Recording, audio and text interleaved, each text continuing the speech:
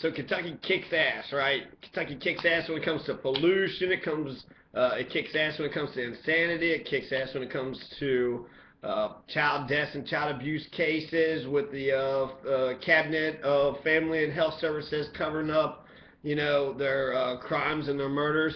There's a recent article that just came out, right? You have the cabinet's protecting itself and not Jacqueline Lane. There's a girl, 15 years old, Jacqueline Lane.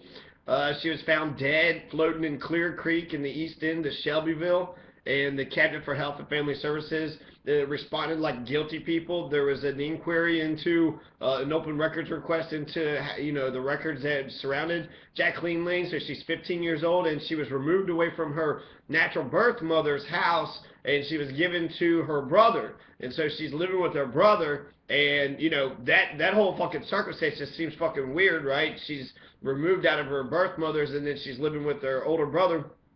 She's supposed to go to she was supposed to go somewhere.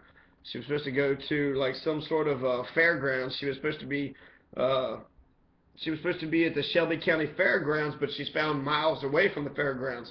So they wanted to kind of look at the brother to see if he had something to do with it. She was supposed to be at the fairgrounds. Could something have happened while she was at the fairgrounds? There's no trauma to her body. Autopsy found there are no narcotics in her system. So her death is ruled as an accidental drowning. And so basically, the Shelbyville Police Department's closed the case, but you got the newspapers who was wanting to check it out, and so they had asked for the records, and they're not giving the records, and so they wound up being they had been fined before by not giving out the records, but they hold their records, more guarded than the gold bullion at Fort Knox. So the Attorney General has told that to open its records when a death has occurred. Governor Steve Beshear spoken to the point of transparency. Even if he's not enforced that position, the courts have upheld these opinions inside the cabinet for contempt. These have not been deterrents. There appear to be no checks and balances on the cabinet's work. We're left to believe that the cabinet, this is the Cabinet for Health and Family Services. So the Cabinet for Health and Family Services aren't doing their job when it comes to protecting our children.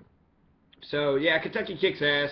If the governor actually has equipped these gentlemen with showcasing the best that Kentucky has to offer, then that's wonderful. This is great. I think it's one of the smartest things. Beshear is actually one of the best governors I think I've ever seen. He implemented Obamacare just so fucking swiftly. When we had the ice storms and when we had the snowstorms and the flooding, he was able to get that emergency FEMA money to where people were being rescued. So, and he's also talking the truth. He's speaking truth to power. When he's talking about healthcare, he's like, man, we've been having bad health problems ever since the beginning. So the Kentucky Kick-Ass had this list of how Kentucky kicked ass in 2013. It's a good list. So we got Vico, Kentucky, which has the mayor, the openly gay mayor Johnny Cummings, which that's wonderful, right? Cummings. But Johnny Cummings, he's openly gay mayor, and he has legalized gay marriage and outlaw discrimination in his town, being one of the I think the distinction is he's the smallest, Vico, Kentucky is the smallest town in eastern Kentucky that has legalized gay marriage. And so, and of course that's the right, issue, but it breaks the stereotype of Appalachia. It's an endearing story. You had that cop who is now being paid in Bitcoin. He was saying that he loves Johnny Cummings like his brother. And if that's who he is, that's what God said, that's who he is, then why would he not, why would you question God?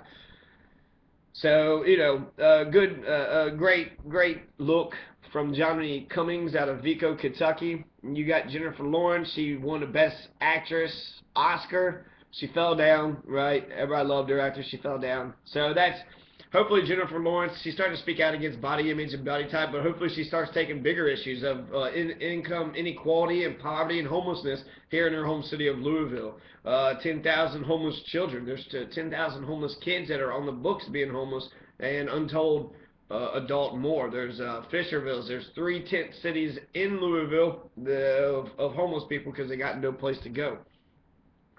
So that's, you know, Jennifer Lawrence, good year for Jennifer Lawrence. She come out of Louisville. She is taking Hollywood by storm. She's basically just a beautiful Kentuckian, beautiful woman out of here that can do, you know, has a little personality and can fucking act. So good for her. I saw the Josh, whatever his name is, in Lexington with this fucking chain.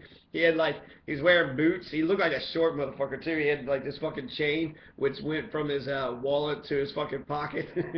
So he was one of those motherfuckers in school that walked around with the chain connected to his wallet.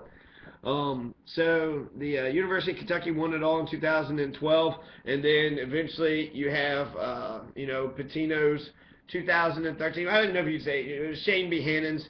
You got Shane Behannon leading the team to victory. Shane Behannon and Russ Smith and I don't know, some Hancock maybe. There seems like there's 2 white guys and mostly 5 black folks. I'm looking at this national championship picture.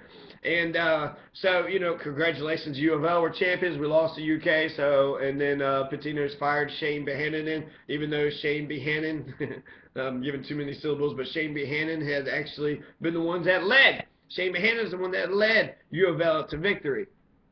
So, yeah, Bourbon, I don't know why Bourbon would even be a good thing. It's a distinction. It is a notable distinction for Kentucky. It's also, marijuana is a distinction for Kentucky, too. So, moonshine. So, Kentucky has more barrels of bourbon than there are people. Kentucky Bourbon, the Kentucky Bourbon Trail kicked so much ass in 2013. They made international headlines. National Geographic named the Kentucky Bourbon Trail one of the drives of a lifetime, the best spring trips. USA Today named it #1. It's 10 amazing North American road trips. Demand for Kentucky bourbon so high, Maker's Mark announced. The racist Maker's Mark had announced they were going to start watering down their bourbon. Like, damn. And then that's wonderful. So they're fucking racist. They're watering their shit. I don't know why we're, you know, this is good. There's somebody stole some fucking Pappy Van Winkle, and that rocked the fucking bourbon world here in Kentucky. They lost $26,000 worth of Pappy, but they garnered millions of dollars worth of free media. Kentucky kicks ass. It's home to the strongest state slogan in the country. This is badass. If this is Brashear, good look for Brashear. Says it came out, Brashear came out in support of the new slogan, NPR's. So he supports the new slogan. I don't know if this is actually a Brashear initiated program, or if these guys are just doing their own thing because they are unhinged and they are telling mostly truth. You know, I like 90% of the shit that they're saying. They're wrong about the first cheeseburger in Louisville, though. I don't think the first cheeseburger was here in Louisville. Y'all, they said y'all. That was a Kentucky invention. So, Conan O'Brien showed support for the new slogan, Kentucky Kicks Ass, established 1792. 1792 is when we became the first state.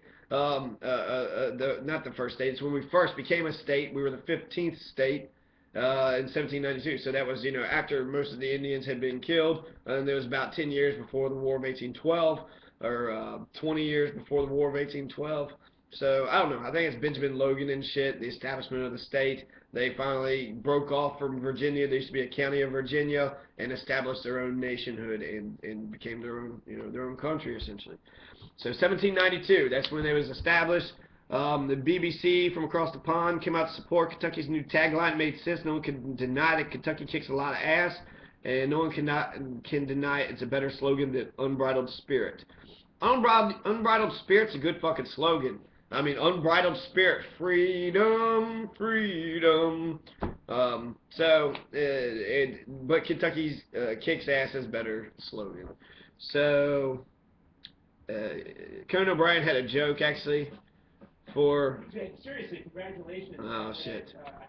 No, I've already skipped the fucking thing. But he said that the other slogan that Kentucky had was, at least we're not Alabama. I think it'd be better if it was Mississippi. At least we're not Mississippi. Because, you know, fuck Mississippi, right? So, Damaris Phillips, she wore a fucking thing. I don't know. Adam Lefkoe, new favorite sports anchor is a kick-ass Kentuckian by the name of Adam Lefkoe. 41 references to Seinfeld, 46 references to classic rap. So, oh my god, this Lincoln fucking mural in Lexington is badass. It is fucking beautiful. It's large. It takes the whole fucking side of the building. Eduardo Cobra Lincoln mural, thanks to PRHBTN and Brazilian street artist Eduardo Cobra, downtown Lexington, Kentucky, got an epic 60-foot tall Abraham Lincoln kick-ass Kentuckian. Lincoln's a kick-ass Kentuckian, that's fucking true as fuck. Stephen Burbridge, when he put Stephen Burbridge in charge of killing Confederates, oh my god, that motherfucker went on a whole nother level. So check out Stephen Burbridge. Our 60-foot tall Lincoln sure beats the hell out of the Illinois Turum's Mini Abe. If you haven't seen it, you should check it out.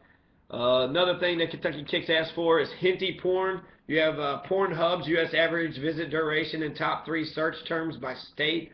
And so you have Missouri, they are big into teen porn. Iowa's into college porn. Teen for Texas. Cream pies for New Mexico. New Mexico is into cream pies. Arizona's compilation, so just, you know, everybody. Anita Queen in Nevada. Then, but Kentucky was hinty, so that's like, that is kind of culture. That's like, what, like, white Kentucky is into, that's a countercurrent, right? White Kentucky is into Japanese fucking animation when it comes to their pornography. Turns out it does. That's true. Ohio, Indiana, Illinois, they're all in the MILF cream pies. So their cream pie is just, you know, a semen fucking spilled, and then MILF is a mom I'd like to fuck. So they like MILF fucking cream pies. So they like mothers they like to fuck coming. So that's Ohio, Indiana, and Illinois. Some creepy fucking states though with the fucking teen. Texas is in the teen. Fucking Missouri's in the teen. Wisconsin's in the teen. Then you have Michigan's in the teen fucking porn. So that's weird. Smoking porn, that's Colorado. So Asian is Washington, fucking Oregon. Oregon's fucking into teen. You know, that's pretty disgusting. So you got a compilation, you got cream pie, you got MILF, college. Ebony. So you got actually, okay, so here in the South, the biggest ebony porn searches is coming out of Louisiana, Georgia, and Mississippi, and Maryland. So there's four states in America that just can't get enough of naked black action, sex action. And those 4 states is Mississippi. Mississippi, oh my God, loves black porn, right? You also have Louisiana and Georgia. So Louisiana, so some of the deep South states love to see a black man or woman, right? Some of their genitalia and seeing their naked bodies. And then you have Maryland too. So Maryland's into it.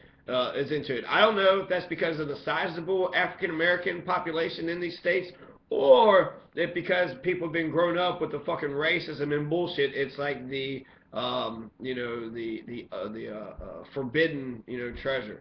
So I don't know. I think it's a good statistic regardless. Definitely breaks my image of what I think of Mississippi. I didn't realize Mississippi was loving their black porn that much. I didn't realize that. Says Kentucky is near the center of the universe. That's why companies like UPS, Cafe Press, Gilt, Amazon, Geek Squad, and Zappos all have homes in the bluegrass state. Skylar Hornbeck, he's like the fucking smartest fucking person in Jeopardy that's ever lived. Kid's record, he set a record and he made $66,000.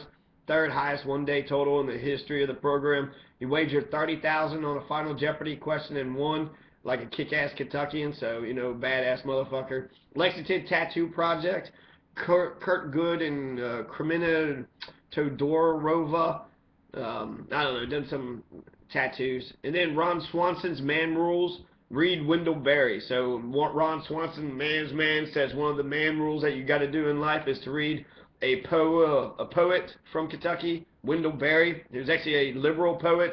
He's for an agrarian society, for everybody having a piece of land, for land reform.